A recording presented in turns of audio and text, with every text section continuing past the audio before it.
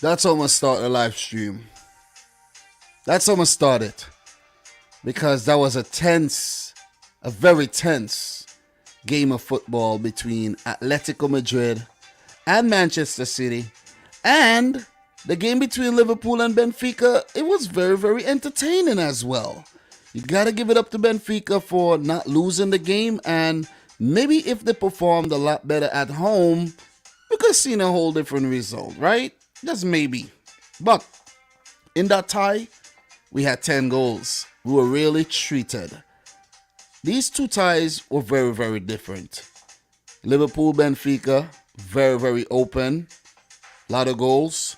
While for Manchester City, Atletico Madrid, 1 goal. You see what I'm saying? But it was a very, very intense tie across two legs. At the Etihad, Atleti failed to register a single shot at goal, and they were very, very defensive in their approach. I think their rationale was to get a draw, go home, and win the game. Even taking the extra time or penalties, but win the game. And they didn't manage to do it. They didn't. But I have to say, when it comes to a knockout stage game, maybe in the group stages you could get the better of them. Liverpool could attest to that. But when it comes to the knockout stages, they're an animal. And Liverpool also could attest to that. So when people look at the City Atletico tie and they say, you guys, barely won. You guys scraped through. You guys, guys are telling me, if I'm not in the hospital, listen, bro. This team is a difficult team to play. This team is difficult, man. This team is difficult and they're hostile. And you see how much of a feisty, a scrappy game it was. 0-0. But I'm telling you, they played a better match than they did at the Etihad. Guys, how are you feeling, man? Your boy Dominic Rich coming back with some match reactions. Champions League quarterfinal for the 2021-22 UEFA Champions League season. We only got 4 teams left in the competition, and Manchester City and Liverpool are currently on a collision course to the final. We could see a Manchester City-Liverpool final, guys. We could see that. And both teams are playing some very good football right now. And we like to call the two teams the best teams in Europe. Well, they could prove that by making the final and giving us a great showdown in a showpiece event to just round off the season. That'll be awesome. That will be absolutely awesome. A title race. We got an FA Cup fixture coming up this weekend and a Champions League final. Oh my God. Stuff of dreams, if you ask me, man. Stuff of dreams. So before we do get into the 2 matches, let's take a look at what actually transpired yesterday, okay? Let's take a look at what happened yesterday. So Bayern Munich failed to beat Villarreal across 2 legs. Did not win a single game, while Villarreal won the home leg 1-0. And the second leg ended in a draw. Let's take a look at what happened in this game. So we had Lewandowski opening the scoring in the 52nd minute. He was set up by Thomas Muller, if I could correctly recall. Very sloppy stuff by Villarreal there. But they were able to bag a goal of their own through Samuel Chukwueze. So masterclass by Unai Emery bringing Chukwueze off the bench, and to immediate effect, he picked up that goal. So Gerard Moreno with the assist for that goal in the 88th minute. And it was too late for Bayern Munich to get a second and take the tie into extra time. If you really took a look at the Bayern Munich team, man, I think they lacked a bit of depth in terms of options off the bench that could really affect the game. they played all their cards from the start, I think. You know what I mean?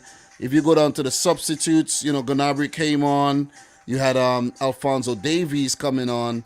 And you had Eric Maxim Choupo-Moting. I don't see anyone else on the bench that you could have brought on and actually affect the game.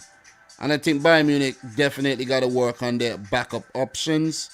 Because, look, even though they're running away with the Bundesliga, you're getting shown up in the Champions League this season. You see what I mean? Last season, they were shown up. This season, shown up again. So, yeah, man. Let's see how Bayern respond. And we know they're capable of responding, but they will have to do that next season.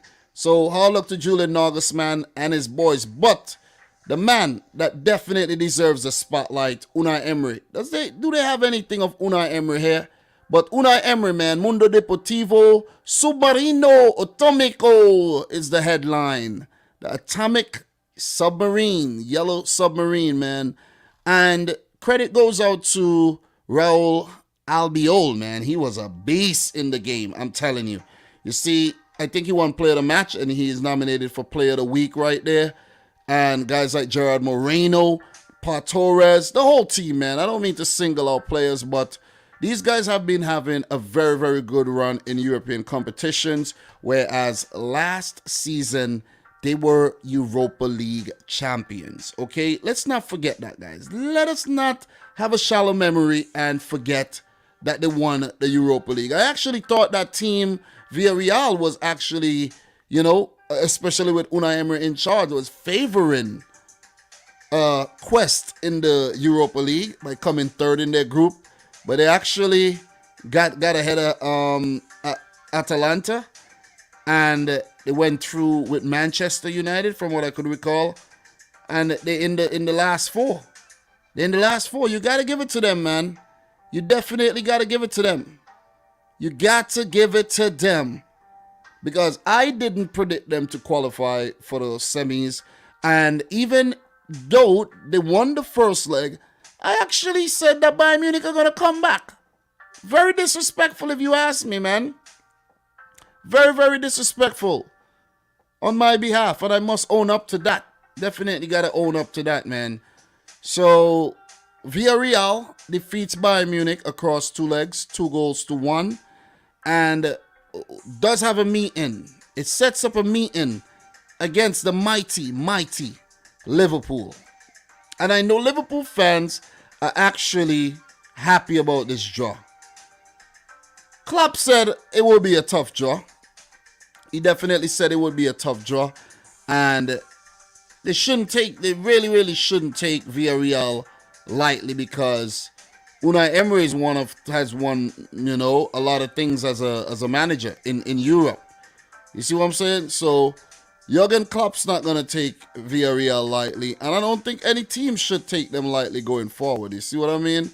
Because they have, written the underdog story this season, big time, and they're on a fairy tale run, and only Liverpool are stopping the Yellow Submarine, are capable of stopping them right now from getting all the way to the final.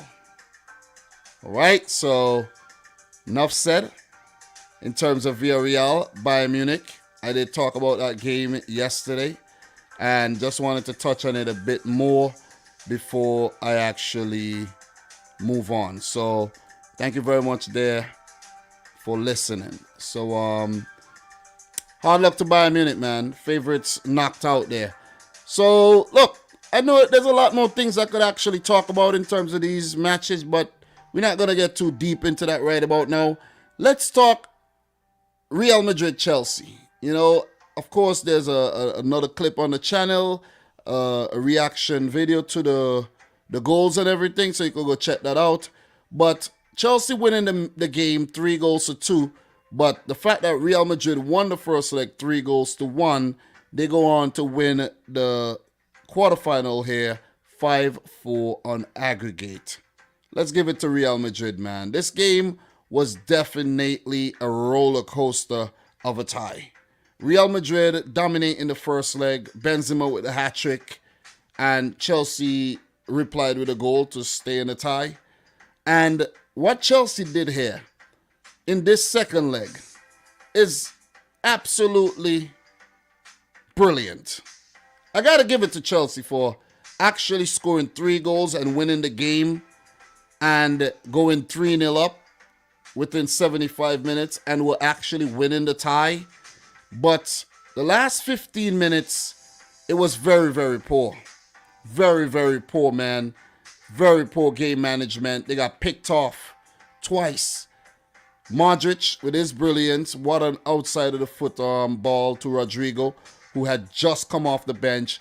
And Vinicius Jr., who was actually tormenting the Chelsea defense all game with a brilliant cross to Benzema, unmarked. Rudiger with the slip. You know, slips are very, very costly. And Benzema with a header in the 96th minute. Very, very poor last 45 minutes of the game by Chelsea. The extra time period, Real Madrid, I think, played better, but Chelsea did have the chances towards the back end there. Jorginho with a great chance. I think Pulisic had a couple opportunities, and these players failed to capitalize. And Real Madrid, even though they lost the game on the day, they managed to pull 2 goals back after being 3-0 down. Chelsea, you bottled this one. I'm not going to hide it. You bottled this one. Look, big up to BX Gunner 81. I have to say, I agree with you because, look, we had some great football matches. These were some great football matches. And I have to say, I'm lucky to witness these games. So I'm not going to get too deep into the stats and everything, but Carlo Ancelotti's Real Madrid knocks out the defending champions, Thomas Tuchel's Chelsea, currently dealing with some off-the-field issue and all of that. You know, Roman Abramovich was forced to sell the club and he's been sanctioned and all of that, off-the-field distractions there by Chelsea. Right now, they would have to switch their focus to the FA Cup, where they meet Crystal Palace in the semi-final this Sunday, and just try to hold on to their top 4 spot in the Premier League. But overall, I think it was a much improved performance from the first leg. Chelsea needed to do everything 100% right. They failed to do that because they conceded goals, and it didn't take all the chances that were presented to them. You see what I'm saying? So I think that was their downfall on the day. Not capitalizing on their opportunities and the position that they had found themselves in within the match. Thomas took a team that's built on defense, couldn't actually defend a 3-0 lead successfully. See what I'm saying? In terms of the tie, the grand scheme of things, that's what I'm thinking about right now. So definitely going to keep it moving. Just wanted to recap the 2 matches from yesterday. Again, because I did talk about them yesterday. And let's talk about this game, man. Let us talk about this highly controversial game between Atletico Madrid and Manchester City. God damn, man. As a City fan, I was quite comfortable, to be completely honest, simply because we had a cushion with the goal. Because if they had scored, I knew they needed to get another one to knock us out. And we would have to reply, and we're definitely capable of that, right? And no goals were scored in the game. But it was a kind of a, weird game in the sense that Man City are usually very dominant in games and, they create a lot of chances and everything. But it wasn't the case today. Let's just take a look at the stats, and then we're going to get into all the other things. But let's take a quick look at the stats here. You could see Atletico Madrid. 40% of the ball, 60% possession for City. But it was a much more improved performance in terms of the attacking side of their game. 14 attempts, comparing to none in the first leg. You see what I mean? More attempts at goal than Manchester City. City did edge them on the attacks, but it's only by 3. And it wasn't much. It wasn't nothing really to talk about. Not much really to talk about in terms of City's attacking side of the game in this match. You know what I'm saying? Gundogan came close. Bernardo, Foden came close in that scrap. And I can't really think about a lot of other occasions where we troubled Jan Oblak. But we didn't need to because we were actually leading in the tie. We didn't really need to go crazy. And I think at the end of the day, it was good game management by Manchester City. And it was some very good defending. I have to say we were very fortunate as well because sometimes a ball may deflect off of a defender. A block may have turned into an own goal, like that Stones block and everything. So, you know, there's a lot of things to talk about in this game, man. We talk about the Felipe red card, you know, in the 90th minute for that foul on Phil Foden there. That was pretty stupid, I have to say. You know, that was pretty stupid. Felipe, bro, you got absolutely no sense, bro. And you have the audacity to want to protest and act up and fight. Bro, there's cameras. You kicked Phil Foden after the tackle. Come on, man. That is not very sportsmanlike. It's very dirty. And we know Atleti play that type of football. You see what I mean? But it was a very scrappy game. And sometimes you need to scrap. You really need to scrap for your wins, man. You really need to scrap for your wins. No goals in the game, but this game was action-packed. This game was definitely action-packed, man, in terms of it being very, very tense. Very, very tense. Very tense. Look, let's take a look at the lineups really quick and touch on some very, very important things before we continue here. For Atleti, they made a few changes. Savic, Felipe, Reinaldo started. Marcos Llorente came in for Vasalico. And let me not get started about Shimi Vasalico. I don't know how many of you guys saw the video of Shimi Vasalico fighting in the tunnel with the Man City players, spitting. Him and Kyle Walker going at it. They had to hold back Vasalico. Police had to be involved and everything. It was wild, man. It was wild. This means a lot. This win is a huge win. I don't care how much Liverpool fans or Chelsea fans, United fans, whoever fan or you want to say or don't play the win. This is a huge win, man. Atletico Madrid, listen, these guys are dogs. And I'm telling you, they came out for blood on the day, man. And I'm so happy that we got the better of this team because Simeone would have celebrated and, you know, he would have been, you know, very childish with it. You know, and it's good to knock him out, man. It's really good to knock him out. Koke Kondogbia Lemar in the midfield. I think Lemar came in from the first leg. Renan Lodi, João Felix, and Antoine Griezmann. I have to say we dealt with these players very well, though. We dealt with these players well, and you got to give credit. Definitely got to give credit to the boy, Jonathan Stones, man. He was immense in the game. Immense. I mean, immense. Kyle Walker, a so-so game. He picked up an injury there, kind of a freak injury. And he's a doubt, definitely, for the next match in terms of the semi-final. Let's see if he recovers then, and the weekend game as well. João Cancelo will miss the next game. And I'm not happy about that at all, man. But, guys, that's why you have a squad. That's why you have a squad. Nathan Ake would have to fill in. If John Stones got to go right back and Ruben Diaz come into the center-back position, we still got the troops, man. We still got the troops because this is war. We saw that tonight. This is war. Kevin De Bruyne picked up a little knock. He went off. Rodri was immense against his old team. Gundogan had a couple chances in the game, didn't score. Captain on the night.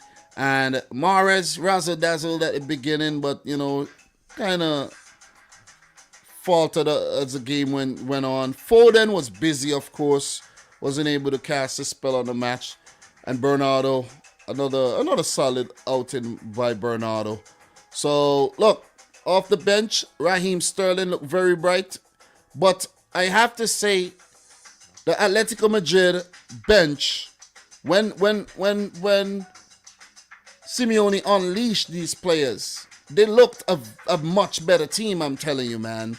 And I was wondering, why didn't Atleti play like this in the first leg? If they play like this in the first leg, they might have been the team going on to face Real Madrid. And I'm no lie, man, because they look good. They were dangerous. You had Angel Correa. This team got some depth. Suarez off the bench, and Mateus Cunha, his shot was blocked by John Stones. Oh, man, it was a very combative and a very cagey, a very entertaining 0-0 draw. Very few of these we have, man, and there was a lot of drama in the match. The fight that broke out, it was a lot, man. It was a lot. And I have a few things I want to actually go through in terms of this game, a few little tidbits and things like that to go through from this game. And Simeone came out and said a bit earlier that he was asked whether Pep Guardiola disrespected him, and he said many times, those who have a great lexicon, meaning a vocabulary, are very intelligent and manage to praise you with contempt, like basically diss you in a smart way. Those of us who have a very smaller lexicon are not so stupid. So, Simeone knows what Guardiola is trying to do and trying to say. But I think Simeone is actually taking Guardiola's praise and turning it around like if Guardiola is trying to diss him. But then again, guys, we know Pep. We know Pep, man. Pep is a slickster. And he'll say things that he doesn't mean. He'll say things have another meaning. So you got to give it up to Pep, man. But guys, Pep came out and said, in terms of Man City's injuries ahead of the Liverpool semi-final on Saturday, he said, we are in big trouble.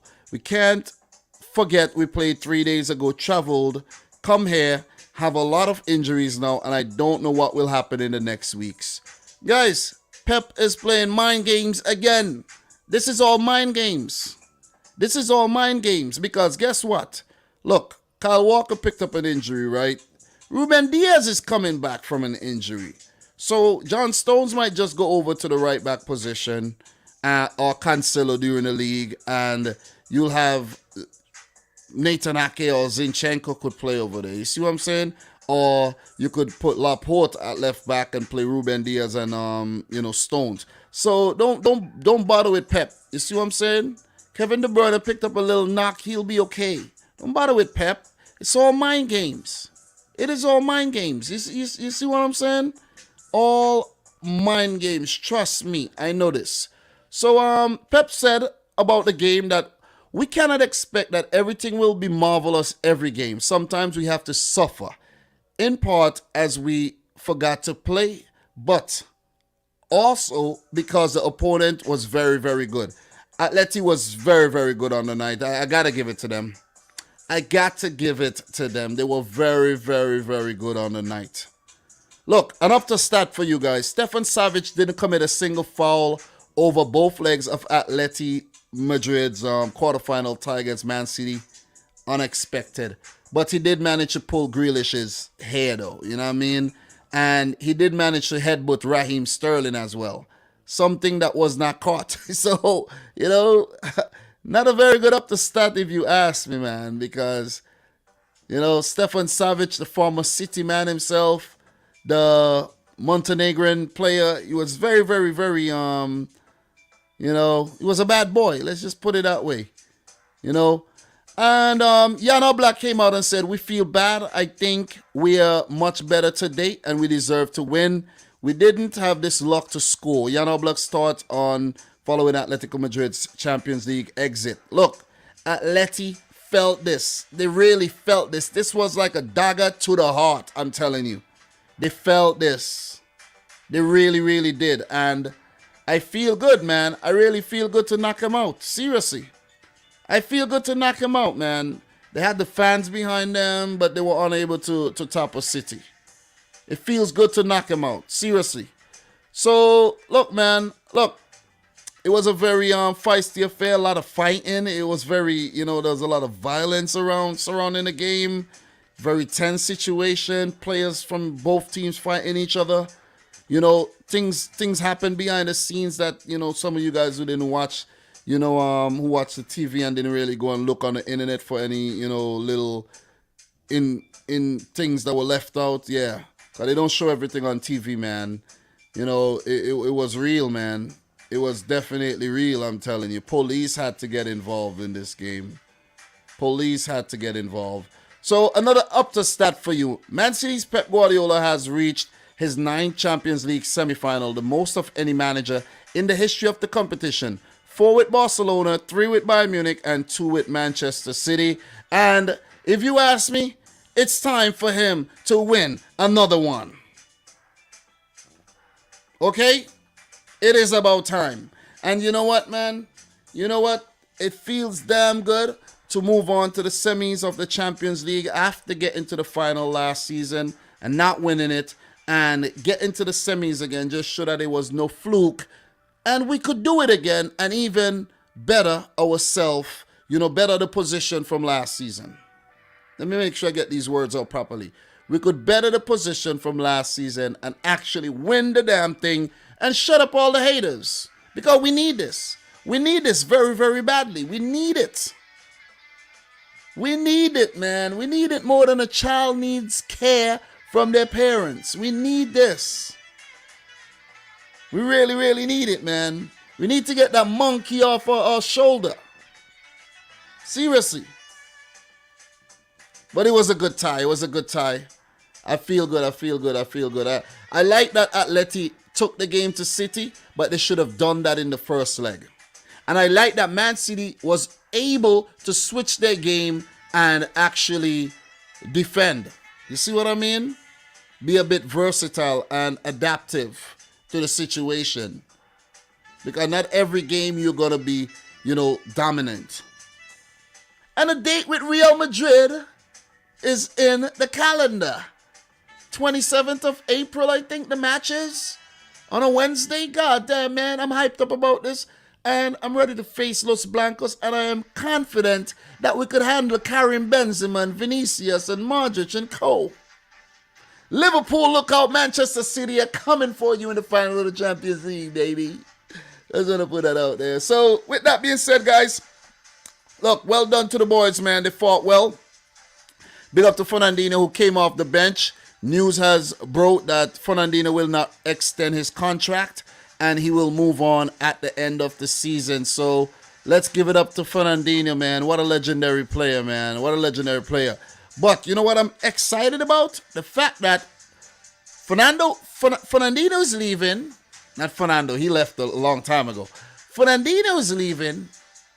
We'll have another signing. I'm excited about that. I love signings. Who doesn't love a signing? You see what I'm saying? Who doesn't love a signing? But guys, I'm hyping it up, man. I'm hyping up Liverpool versus Manchester City in the final here.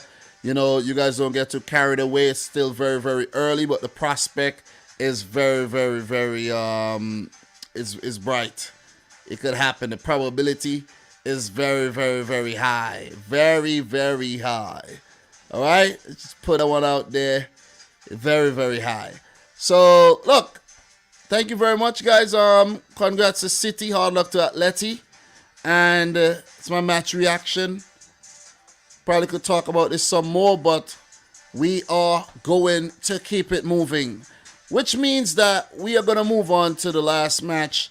And that's the game between Liverpool and Benfica. So after the first leg finish in a 3-1 win courtesy of Liverpool, they were unable to beat Benfica, but they went on to win the tie 6-4 on aggregate. What a tie. 10 goals. Are you not entertained? Are you not entertained? You ungrateful SOB? See what I'm saying? You want more. I know you want more. I know you're greedy. You're going to get more. You're going to get more. Liverpool coming up against Villarreal. City against Real Madrid, and then the final is going to be a big one, man. Any which way you put it is going to be huge. Look, Konate.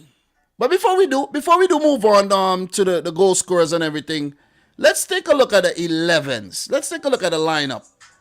Klopp, bro, I know exactly what you're doing. I know what you're doing, Kloppo. I know what you're doing. Klopp's going to put out the strongest possible 11 on Saturday. The strongest possible 11 on Saturday. I know a lot of the guys played on the weekend against City. It was a very intense game, right?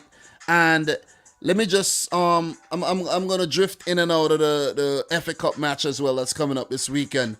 Man City played two very, very intense games, right? Across the last 3 days. The game against Liverpool on Sunday and the game today against Atletico Madrid. We were battered, but not beaten. You see the way I put that? A lot of players got battered and, would be a doubt for the weekend game.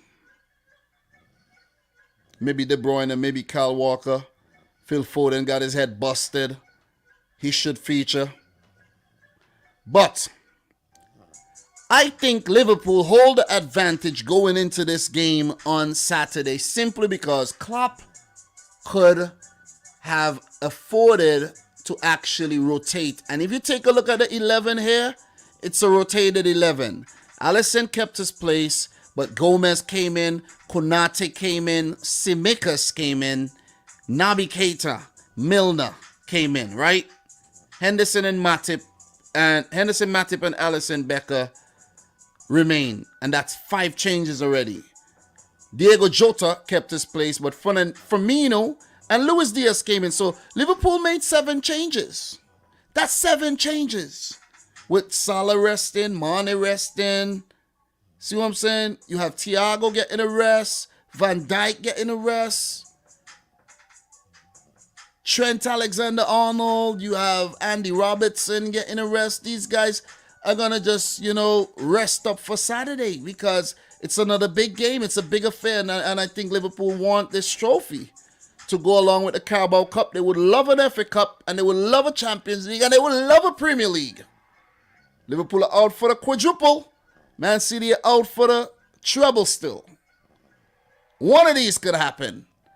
And I'm telling you, if it happens, oh man, you got to give it to both these clubs, man. You got to give it to these clubs. Big up to the boy Jack Mack in the house, man. You know what I mean?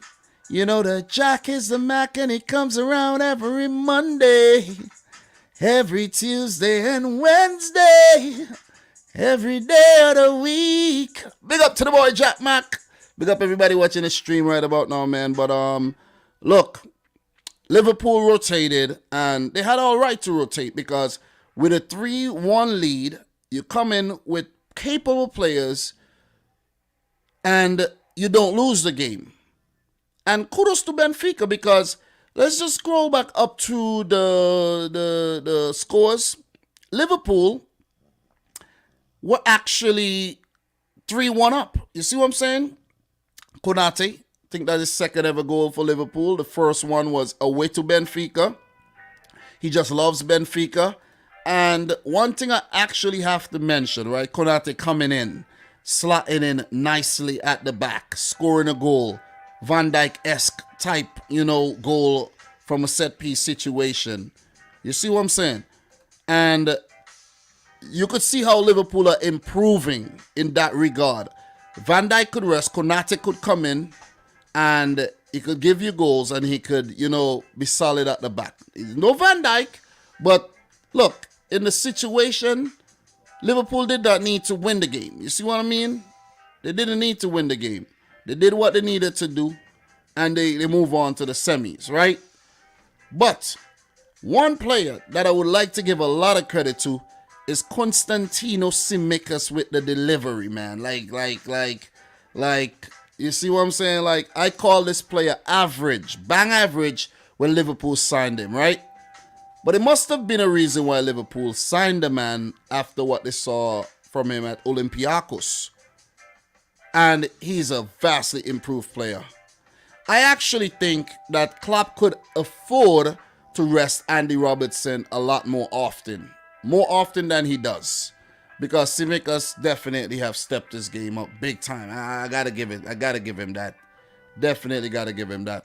So after the first goal, Benfica replied to Gonzalo Ramos, and that was a weird type of goal where the pass came in, and I think Milner stuck out a leg and for a tackle, and Gonzalo Ramos pounced and scored.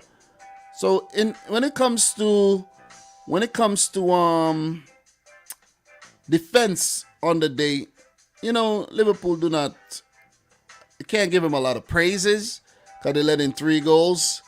And I'm over on transfer marked right now, guys, and I realize they have Divock Origi's name as Divock Original. I'm like, God damn, that's funny, man. Divock Original.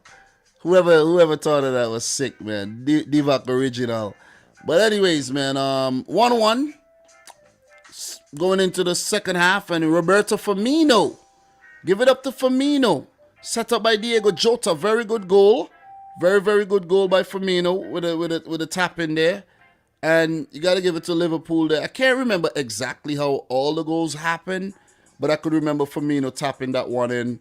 And that might have been a mistake, a defensive mistake, and pounced on by Liverpool. So Jota with the assist, Firmino with the goal. Must do his confidence a whole lot of good. And he replied again with another one in the 65th minute. This one was even better than the first because that was a sick volley, man. And Tsimikas with the assist again from a set piece. Tsimikas with the assist. So I know what I'm saying. And I'm man enough to own up to if I said the player was average and he's not. You know what I'm saying? So what a freaking volley by Firmino though. Really, really good goal. Benfica made some changes, and Roman Yaremchuk scored, set up by Grimaldo, and Darwin Nunez, who is on absolute fire. He is on fire, I'm telling you. And when people are hearing me say that, okay, City's going in for Haaland, but I just have a sneaky feeling Man City is going to go in for Darwin Nunez. Going to cost them some money. But we could also throw a player in the deal, send that player to Benfica like we did with Otamendi and you know what I'm saying? And get ourselves Darwin Nunez at a discounted price. Maybe that's something that could happen. You see what I mean? So I won't mind him though, because this guy is the real deal, man. Darwin Nunez is the real deal. I saw he took a shot from distance that, almost beat Alisson as well. So Benfica were on the money on the day though, and look, I think if they performed a lot better in the first leg, this one could have ended in favor of Benfica. I'm just want to put it out there. Look, when Benfica got to 3-3, guys, with 10 minutes to go, I was saying, whoa, are we gonna see Benfica overturn this deficit, take the damn game to extra time and win? We're going to see something like a 5-3 on the day. You see what I'm saying? Some crazy thing like that. Some crazy scoreline like that. Not 5-3, but about 6-6 or something. Like, oh, man. Everton, I think he had a good game as well. Give it up to Julian Weigl, getting back into the German national team. Vlachodimos was tested on a few occasions, came up with some big saves. So it was a very good game, man. Watching both these games at the same time, definitely entertaining. Entertainment to the maximum. Take a look at the stats here. Benfica with 5 attempts at goal, ended up scoring 3. A lot of these were actually on the counter attack, but you got to give it to them still, man. You definitely got to give it to them still. No corners. Liverpool, 64 attacks to Benfica's 20. 18 attempts at goal, 8 corners taken, passing accuracy at 87%, 63% of the ball. Good football played, quality football played by the guys who were sent out, the backup brigade, basically, you know what I'm saying? So, look, the guys came off the bench as well in Mo Salah, Sadio Mane, Thiago Alcantara came off the bench. Let me just double check to make sure I get everything right here. Fabinho got to run up off the bench as well. Anyone else featured off the bench there for Liverpool? Divock Original came off the bench for a late cameo, which means that we might see Divock Origi in the FA Cup this weekend as well. So Jack Back is saying that first time that backline played together tonight. Very good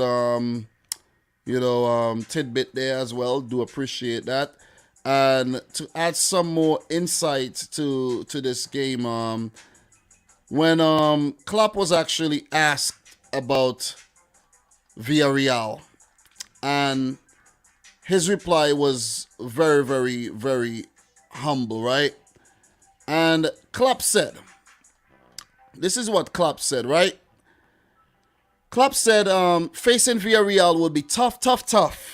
Villarreal was probably the most successful cup competition manager in world football. So it is not going to be a walk in the park at all for Liverpool. So if you think it's going to be a walk in the park, it ain't going to be a walk in the park. And Bayern learned the hard way. Definitely did.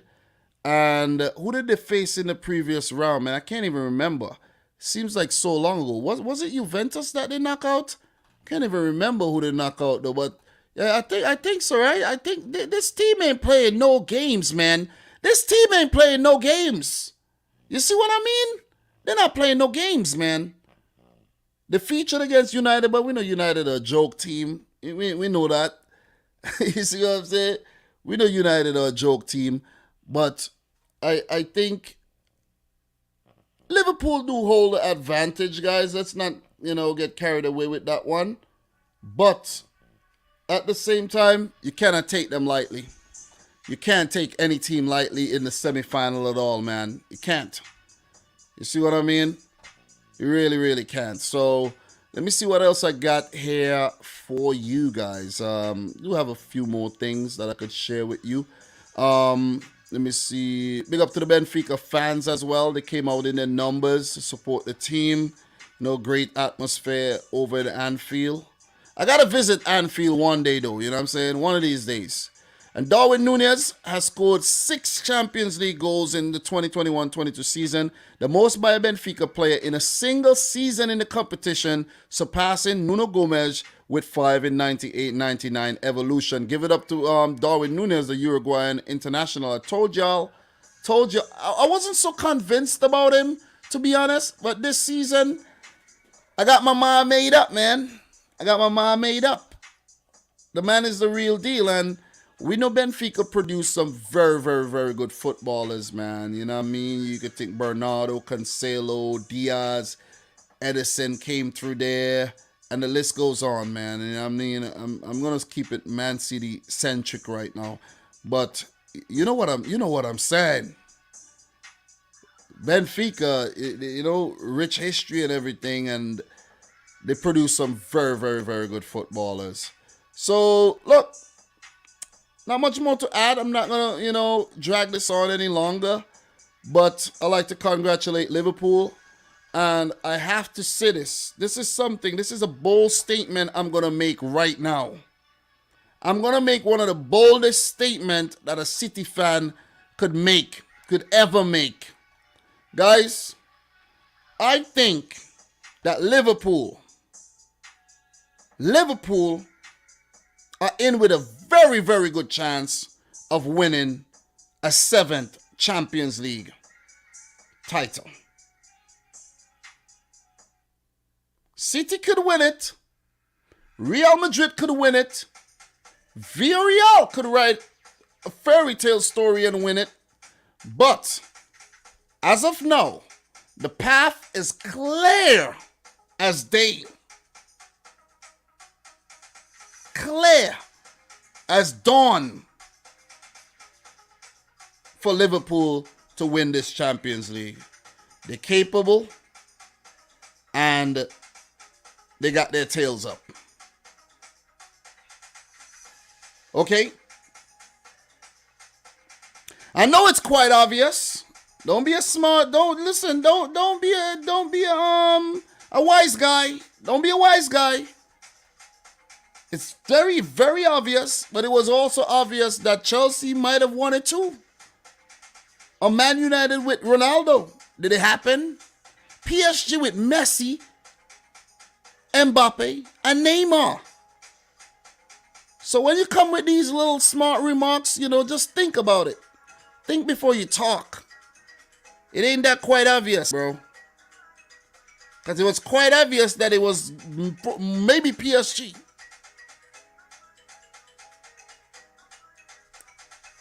Right now as we speak, Liverpool probably are the favorites. I know people are going to say it's Man City, but City ain't got none. People might say it's Real Madrid. You know what I mean? Are they going to get past Manchester City? I don't know. But Liverpool's probability of beating Villarreal are definitely over 50%.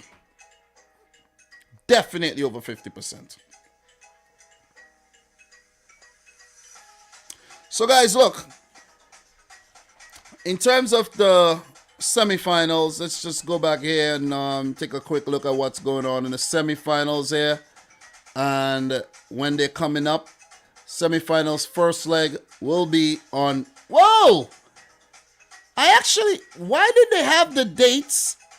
Remember, they had the dates as both games playing on a Wednesday. And I'm like, that is strange. So guys, we will be doing a watch along for this game, Man City versus Real Madrid on Tuesday, the 26th of April. Hell yeah. But on the Wednesday, I can't do it, man. But, for the second leg, I will be doing a watch along for the Villarreal Liverpool second leg, but not the City Real Madrid second leg. But I will be live as well on that day, May 3rd. Look, the final is slated for May 28th. It will be in France. And I don't know who's it going to be right now, but I know for sure that I want it to be Manchester City versus Liverpool. Guys, I'm your boy Dominic Rich. This is my Champions League quarterfinal review. Big up to everyone who joined the live stream. Like the video if you haven't yet done so. Subscribe to the channel if you're new. I don't plan on making this a very long one. I'm going to take a nap right now. And I like to say thanks for tuning in. Until next time. Peace out. Rich Squad. Peace.